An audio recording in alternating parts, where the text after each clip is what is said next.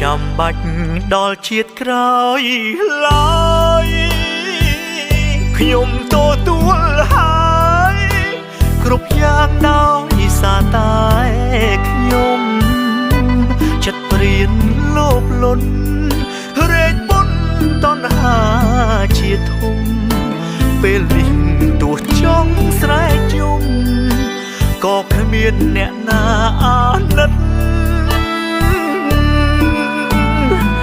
ធ្វើឲ្យស្រីម្នាក់នាងហូរទាំងភ្នែក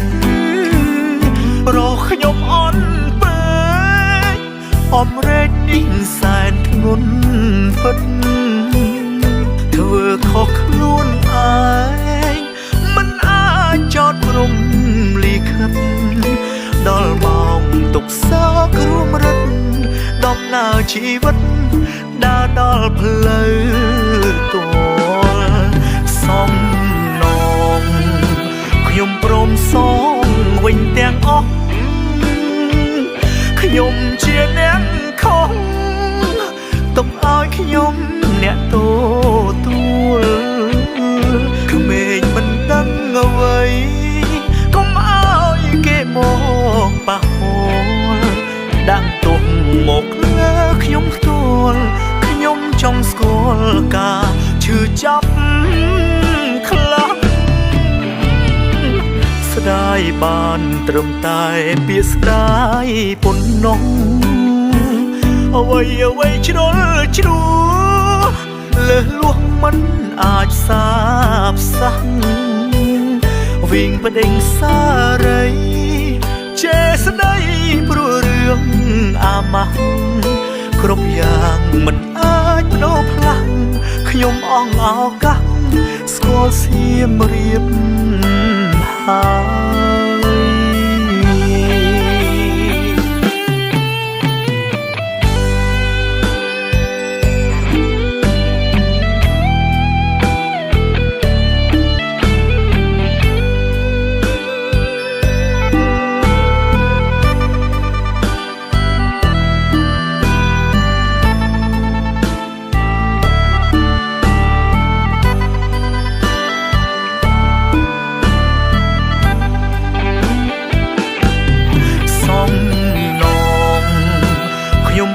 សងវិញទាំងអស់ខ្ញុំជាអ្នកខុសទុកឲ្យខ្ញុំអ្នកទទួលក្មេងមិនដឹងអ្វីកុំឲ្យគេម